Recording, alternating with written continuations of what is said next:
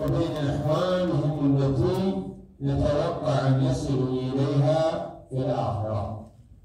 فما ظنكم أي الفريقين خير حالا وأحسن مآلا؟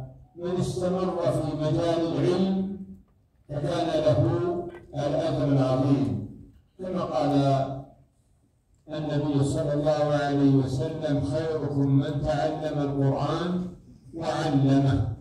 وتعلم القرآن ليس بتعلم الحروف فقط، تعلم الحروف هذا من تعلم القرآن، لكن أيضا تعلم الأحكام والمعاني والدلالات التي يشتمل عليها كتاب الله، هذه أيضا من تعلم القرآن وتعليمه. وهكذا قال النبي صلى الله عليه وسلم: لا يغدو أحدكم إلى المسجد ويتعلم آيتين من كتاب الله خير له من ناقتين لهما كنواران، كما ورد في الحديث. ومن هنا فإن الإنسان الذي تخرج من هذه الجامعة عليه أن يكون حصيفا بالاستمرار في التعلم، خصوصا أن هذا العلم ينسى، والله تعالى يغار على أحكام دينه من أولئك الذين لا يلقون له بالا فيجعلهم ينسون هذا العلم. ولذا قال النبي صلى الله عليه وسلم: تعاهدوا القرآن فله أشد تفلتا من الإبل في عقرها. أيضا من الأمور التي أريد منكم أن تقارنوا فيها ما يتعلق بأمن العلاقة مع الآخرين. فهل الأولى بخريج الجامعة أن يتواصل مع الناس سواء من العامة أو من أهل التخصصات الأخرى، أو أن الأفضل في حقه أن ينقطع وألا يتواصل معهم؟ والجواب واضح في سيرة المصطفى صلى الله عليه وسلم، حيث كان يتواصل مع الناس ويزورهم في مجامعهم ويرشدهم ويدلهم على ما فيه صلاح أحوالهم وما فيه طاعة لربهم سبحانه وتعالى. إن انزواء طالب العلم عن أفراد المجتمع وعدم سعيه في إصلاح أحوال الناس وجعلهم يقومون بما أمر الله به لا شك أنه لا يتناسب مع حال طالب العلم. فالرهبانية والانعزال في الكنائس ليس من شأن أهل الإسلام، بل شأنهم شأن النبي صلى الله عليه وسلم. فالذي يخالط الناس ويصبر على أذاهم ويحتسب الأجر في التعامل معهم أعظم أجرا من ذلك الذي ينعزل. وإن قال قائل لأنه قد ورد في الحديث أن النبي صلى الله عليه وسلم قال: يوشك أن يكون خير مال المسلم غنما يتبع بها شعف الجبال.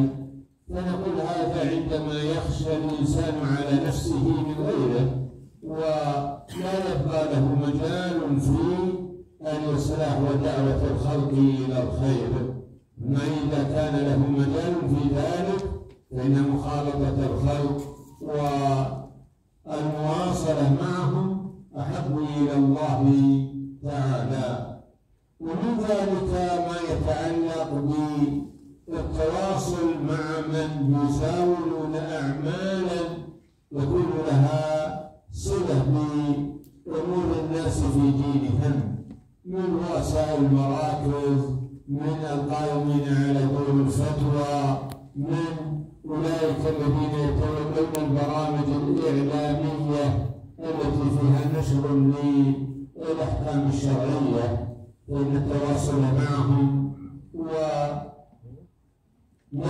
جسور المحبة والمعرفة والتواصل مع من يكون كذلك له آثار حميدة، حتى ولو كان عندهم شيء من الابتداع ولو كان عندهم شيء من المخالفة، فإنك متى كنت ذا أثر جيد عليهم في دعوتهم إلى التوحيد وإلى السنة، كان هذا من أحسن ما يصلح أحوال الناس.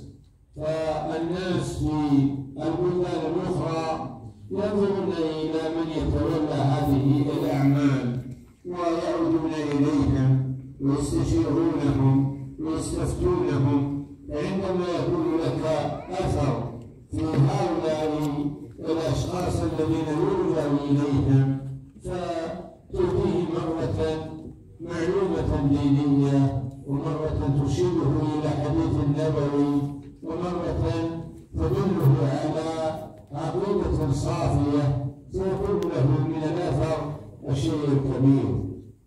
صحيح أن بعض هذه القيادات عندهم جهل كبير، ولكن هذا الجهل يمكن أن نتغلب عليه بالتواصل معه وبإيجاد العلاقة الطيبة معه. ثم إنك متى كان لك علاقة وطيدة مع هذا الصنف تمكنت حينئذ من النفوذ إلى أفراد المجتمع دلالة للناس على الخير وإرشادا لهم على ما فيه صلاح أحوالهم. ونحن نشاهد الذين تخرجوا من هذه الجامعة وكان لهم تواصل مع هذه القيادات وأخذوهم باللين وبالسهولة وبالدعوة المقنعة وبالكلمة الجميلة، كان لهم من الأثر الشيء الكبير. وبعكس هؤلاء أولئك الذين كان بينهم وبين من يتولون هذه الأعمال منافرة وتحذير منهم، وهؤلاء يحذرون من هؤلاء، وبالتالي كانت العاقبة أن نبذ الناس أهل دعوة الحق وأهل دعوة المعتقد الصحيح ودعوة السنة.